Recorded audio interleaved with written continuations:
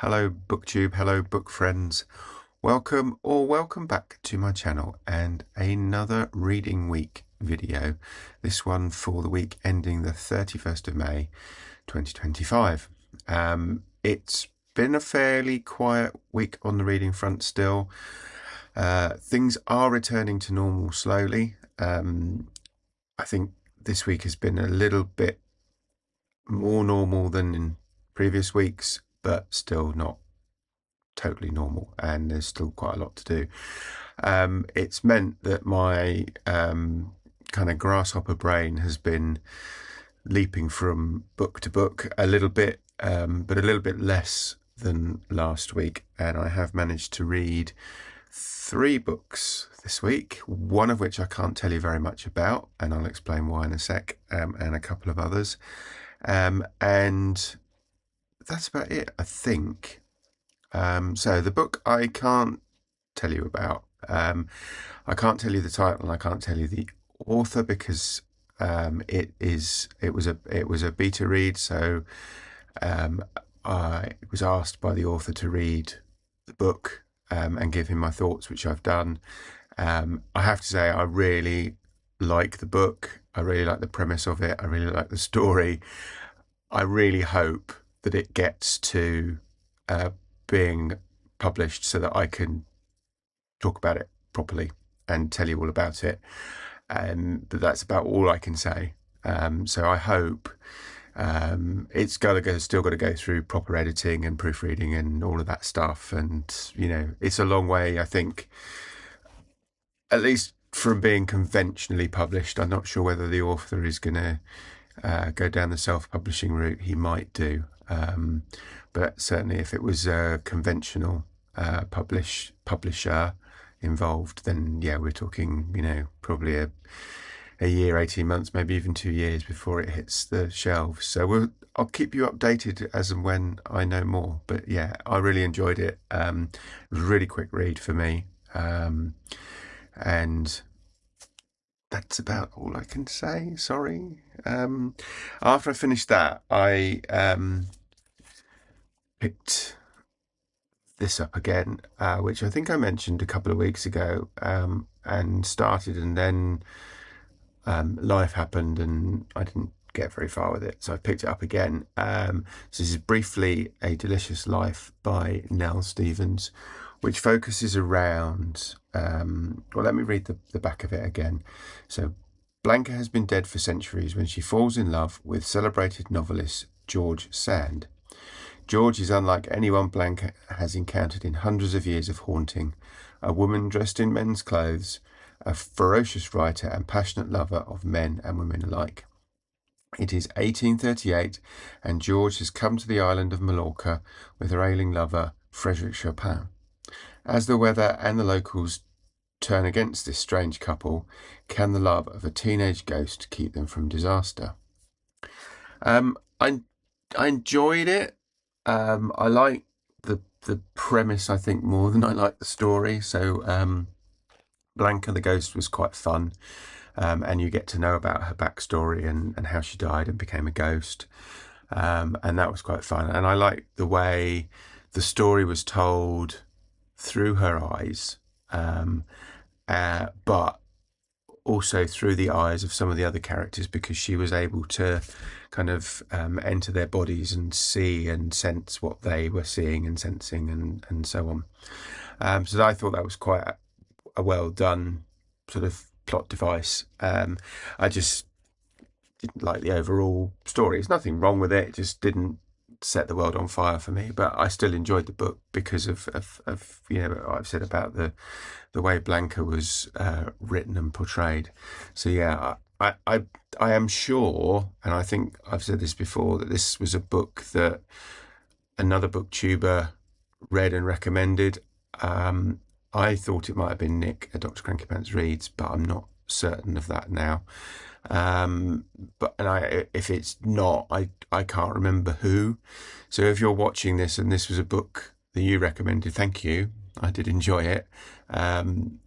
Maybe not as much as you did, because my memory is it got quite a rave review from you.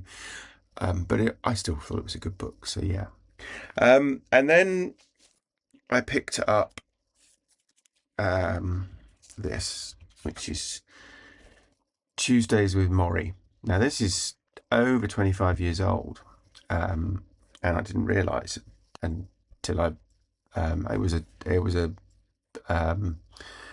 99p Kindle Daily Deal, I think, and it essentially focuses around Morrie, who is Morrie Schwartz, who is a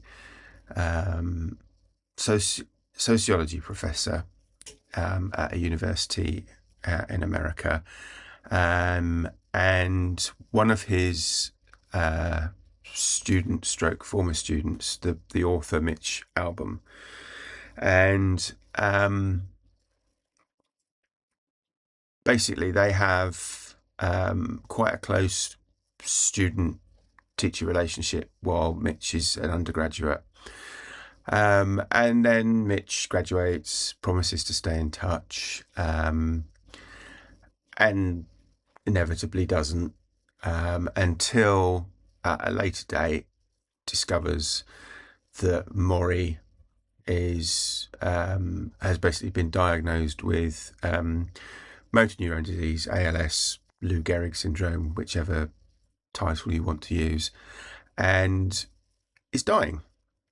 And Mitch finds this out and goes to visit Morrie, and then subsequently goes back to visit him repeatedly, almost always on a Tuesday. And they talk about life and basically life, universe, and everything almost. And I mean, I have to say it made me cry a couple of times. That's more to do with, I think, my emotional state at the moment than the book. But also, there's a couple of books I've picked up in the last couple of weeks that I've had to put. I haven't even got past the description on the jacket, because they've been like, so and so's great grandfather dies, and he goes off on a journey of discovery, or so and so's father dies, and he finds this and that out about them, and this happens, and there's a book written, and that's just too close to my kind of, or at least what's been happening to me. And I thought, no, I just can't read those at the moment. I'm sure that the bulk of the book isn't dealing with the death of a loved one, but so I don't understand. Logically, I would have made the same decision about this, I think, had I known a bit more about it before I picked it up, and probably in that case maybe not have even picked it up at all. But it's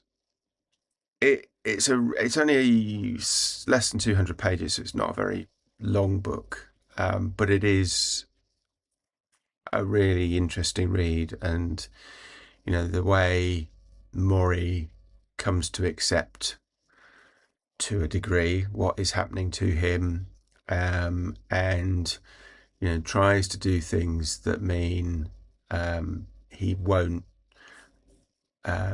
or the people around him won't necessarily experience death in the same way that what is considered normal, in inverted commas. Yeah, and I think I probably didn't enjoy it as much as I would have been if I'd read it at another time, but it was still a good book, and I would recommend reading it, given that it is like 25 plus years old.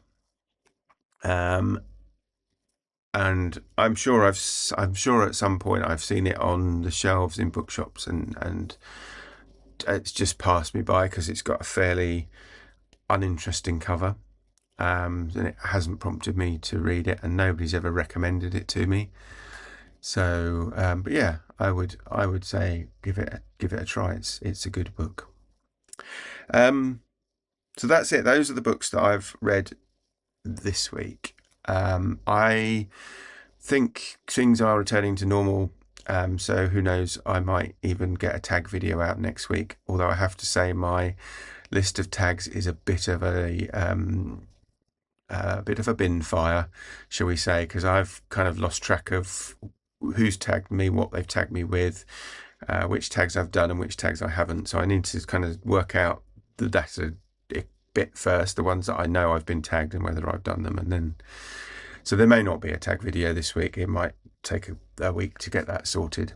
But I will come back probably on Sunday, as that's the 1st of June, because it's time to open the first of my tote bags that I squirreled away back at the beginning of the month with unread books from my shelves.